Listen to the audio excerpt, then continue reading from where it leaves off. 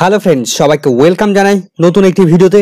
এই মুহূর্তে যে আপডেটটি দিকে নজর রাখবো, বিগ ব্রেকিং নিউজের দিকে আমরা নজর রাখবো, সেটি হচ্ছে 11-12 অযোগ্য শিক্ষকদের নতুন লিস্ট প্রকাশ। আউট অফ দ্য প্যানেলের বাইরে অর্থাৎ প্যানেলের মধ্যে যাদের নাম একদমই ছিল না এমন শিক্ষকদের নিয়োগ করেছে স্কুল সার্ভিস কমিশন এবং তার তালিকা প্রকাশ করলো। স্কুল সার্ভিস কমিশনের চাকরি বাতিল মামলার হলফনামায় 11-12 লেভেলে অযোগ্য শিক্ষকদের তালিকা প্রকাশ করলো এসএসসি। এই লিস্টে কাদের নাম রয়েছে, কাদের নাম এবং রোল নাম্বার ডিটেলস থাকবে, তারা অ্যাপয়েন্টমেন্ট পেয়েছিলেন কিনা, কতজনের নাম রয়েছে এই লিস্টে, বিস্তারিত জানবো আমরা। 2016 সালে স্কুল সার্ভিস কমিশন 11-12 লেভেলে যে প্যানেল রেডি করেছিল সেই প্যানেলের মধ্যে যাদের নাম ছিল না, অ্যাকচুয়াল যারা মেরিটভুক্ত ছিলেন তাদেরকে নিয়োগ না করে সেই প্যানেলের বাইরে থেকে যে সমস্ত ক্যান্ডিডেটরা ছিলেন তাদেরকে নিয়োগ করেছে। সেই লিস্ট ইতিমধ্যে প্রকাশ করেছে এসএসসি, সেটা আমরা দেখবো। সরাসরি চলুন দেখে নিই। আগের ভিডিওতে আমরা জেনেছিলাম 11-12 লেভেলের র্যাঙ্ক জাম্প করা শিক্ষকদের লিস্ট। এই ভিডিওতে আমরা জানবো 11-12 লেভেলেরই প্যানেলের বাইরে থেকে নিয়োগ হওয়া শিক্ষকদের লিস্ট। তো আমরা সরাসরি স্কুল সার্ভিস কমিশনের তাদের হলফনামাতে চলে এসেছি, তারা যে রিপোর্ট সাবমিট করেছে সেই রিপোর্টে চলে এসেছি। তো 9614/2024 এই মামলাটির রেসপেক্টে স্কুল সার্ভিস কমিশন যে এফিডেভিট দাখিল করেছে সেটা আমরা দেখে নেব।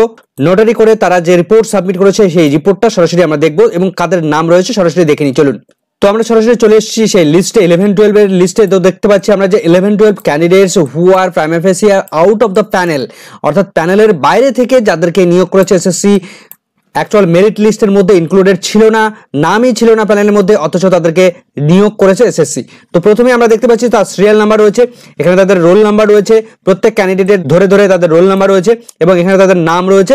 এবার আমরা প্রথমেই যে ক্যান্ডিডেটের নাম দেখতে পাচ্ছি, বিষ্ণু বলে একজন ক্যান্ডিডেট, তিনি আউট অফ দ্য প্যানেল অর্থাৎ প্যানেলের বাইরে থেকে তাকে নিয়োগ করা হয়েছে এবং তিনি অ্যাপয়েন্টমেন্ট পেয়েছেন কিনা তার ডান দিকে রিমার্কস রয়েছে গট অ্যাপয়েন্টমেন্ট, তো ইয়েস রয়েছে, যেহেতু তিনি অ্যাপয়েন্টমেন্ট পেয়েছেন সেহেতু ইয়েস রয়েছে। তো আমি সমস্তটা প্রকাশ করতে পারছি না ইউটিউবের গাইডলাইন মেনটেনের জন্য। তো 2 নম্বরে রয়েছে দেবব্রত, তাকে অ্যাপয়েন্টমেন্ট দেওয়া হয়েছে, প্যানেল অফ দ্য বাইরে থেকে নিয়োগ করা হয়েছে। দেবাঞ্জন রয়েছে, ইয়েস রয়েছে অপশানে।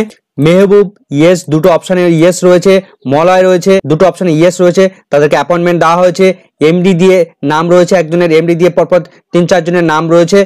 নাসিম আছে, রাহুল আছে, মৌমিতা, প্রত্যেকের নামের পাশে ইয়েস, তারা আউট অফ দ্য প্যানেল থেকে নিয়োগ হয়েছে এবং তাদেরকে অ্যাপয়েন্টমেন্ট দেওয়া হয়েছে। পাপিয়া রয়েছে, পাপিয়া তার ইয়েস অপশন রয়েছে দুটো। পায়েল রয়েছে, তাকে অ্যাপয়েন্টমেন্ট দেওয়া হয়েছে, আউট অফ দ্য প্যানেল থেকে তিনি নিয়োগ পেয়েছেন। পীযুষ রয়েছে, পীযুষ, তাকেও একই রকম ভাবে অ্যাপয়েন্টমেন্ট দেওয়া হয়েছে। এরপর আমরা দেখতে পাবো যে আর কার কার নাম রয়েছে। প্রবীর, তার নাম রয়েছে ইয়েস, দুটো অপশানে রয়েছে। রিনা রয়েছে, ইয়েস, দুটো অপশানে ইয়েস রয়েছে। রুমরান রয়েছে, দুটো অপশানে ইয়েস করা রয়েছে। সোনালী রয়েছে, দুটো অপশানে ইয়েস রয়েছে। শুভেন্দু রয়েছে, তাকে অ্যাপয়েন্টমেন্ট দেওয়া হয়েছে এবং আউট অফ দ্য প্যানেল থেকে তাকে নিয়োগ করা হয়েছে। টিনা রয়েছে, তাকেও আউট অফ দ্য প্যানেল থেকে নিয়োগ করা হয়েছে এবং তিনি অ্যাপয়েন্টমেন্ট পেয়েছেন। তো স্কুল সার্ভিস কমিশন তারা যে ট্রু কপি ইতিমধ্যে সাবমিট করেছে সুপ্রিম কোর্টে, তার ট্রু কপিটা আমরা দেখতে পাচ্ছি। তো এসএসসি নতুন যে রিপোর্ট পেশ করেছে, যে রিপোর্ট আমরা দেখছি ইতিমধ্যে আমরা টোটাল এখানে 18 জনের নাম রয়েছে। 11-12 তারা যে নতুন রিপোর্ট সাবমিট করেছে সেখানে শুধুমাত্র 18 জন ক্যান্ডিডেটকে তারা দেখাচ্ছে যে তারা আউট অফ দ্য প্যানেল থেকে রিক্রুটেড হয়েছেন, অর্থাৎ তাদের নাম প্যানেলের মধ্যে ইনক্লুড ছিল না, অথচ তাদেরকে নিয়োগ করেছে স্কুল সার্ভিস কমিশন অনলি 18 জন ক্যান্ডিডেট।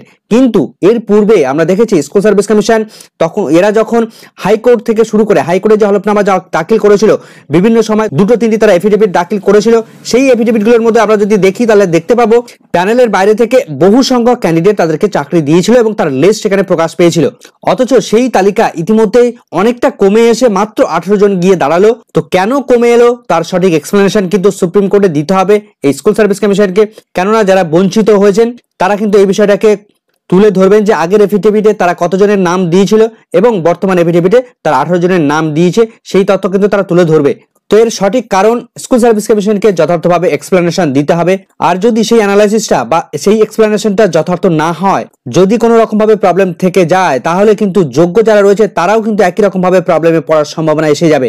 আগের ভিডিওতে আমরা র্যাঙ্ক জাম্প করা 11-12 এর যে সমস্ত শিক্ষকরা ছিলেন তাদের লিস্ট দেখেছি, সেই লিস্ট যারা দেখেনি অবশ্যই আগের ভিডিওটা দেখে আসবেন। সেই সঙ্গে 9ম 10ম র্যাঙ্ক জাম্প করা শিক্ষকের তালিকাও এই একটা ভিডিও রয়েছে চ্যানেলের মধ্যে। তবে এসএসসি নতুন যে এফিডেভিট তারা দাখিল করেছে সেখানে বিভিন্ন ধরনের অযোগ্যদের ক্রাইটেরিয়ার মধ্যে, বিভিন্ন ধরনের অবৈধতার মধ্যে যে ক্যাটাগরি ছিল, অবৈধ ক্যাটাগরির মধ্যে ছিল, তার মধ্যে থেকে শুধুমাত্র 2টি ক্যাটাগরি তারা সাবমিট করেছে। অর্থাৎ প্রথমত র্যাঙ্ক জাম্প করা শিক্ষকদের তালিকা প্রকাশ করেছে, দ্বিতীয়ত আউট অফ দ্য প্যানেলের বাইরে থেকে যারা নিয়োগ হয়েছেন তাদের তালিকা প্রকাশ করেছে। কিন্তু এর বাইরেও যে সমস্ত ইস্যুগুলো আগে আমরা দেখেছিলাম, যে ওএমআর ইস্যু, যারা ফাঁকা ওএমআর শিট জমা করে চাকরি পেয়েছে তাদের তালিকা, তাছাড়া প্যানেল এক্সপায়ার করে যাওয়ার পর যাদের নিয়োগ হয়েছে সেই সমস্ত তালিকা একদমই এই প্যানেলের মধ্যে তারা ইনক্লুড করেনি, তো তাদেরকে সম্পূর্ণভাবে এক্সক্লুড করে দিয়েছে। তো সব থেকে বড় ইস্যু ছিল যে ওএমআর ইস্যু, যে ওএমআর ফাঁকা ওএমআর শিট আমরা দেখেছিলাম স্কুল সার্ভিস কমিশনের অফিসিয়াল ওয়েবসাইটে প্রকাশ করতে, সেই ফাঁকা ওএমআর শিট জমা করে সেই সমস্ত শিক্ষকদের লিস্ট কেন প্রকাশ করলো না সেটা কিন্তু জবাব দিতে হবে স্কুল সার্ভিস কমিশনকে। তবে ইতিমধ্যেই সিবিআই তারা রিপোর্ট সাবমিট করেছে সুপ্রিম কোর্টে, তারা তাদের এফিডেভিট জমা করেছে। সেই রিপোর্টের সঙ্গে এই রিপোর্টের কিন্তু বিস্তর ফারাক লক্ষ্য করা যাচ্ছে। টোটাল যে ডেটা স্কুল সার্ভিস কমিশন তারা যে রিপোর্ট সাবমিট করেছে সেই টোটাল ডেটার সঙ্গে সিবিআইয়ের যে টোটাল ডেটা, সেই ডেটার কিন্তু অনেকটা ডিফারেন্স রয়েছে। তো সিবিআই কি কি তথ্য দিয়েছে সেটা কন্টিনিউ ভিডিও আসবে এই চ্যানেলের মধ্যে। কতটা পার্থক্য রয়েছে সে বিষয়টা বিস্তারিত পরবর্তীতে ভিডিও নিয়ে আসবো। আপাতত আমরা দেখলাম প্যানেলের বাইরে থেকে নিয়োগ করেছে স্কুল সার্ভিস কমিশন অনলি 18 জন ক্যান্ডিডেট, যেটা আগের এফিডেভিটে অনেক বেশি সংখ্যা ছিল।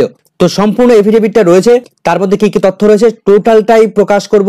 সুতরাং চ্যানেলটিকে সাবস্ক্রাইব করে রাখতে ভুলবেন না, বন্ধুদেরকে সবাইকে শেয়ার করে দিন। ভিডিওটি সম্পূর্ণ দেখার জন্য সকলকে ধন্যবাদ।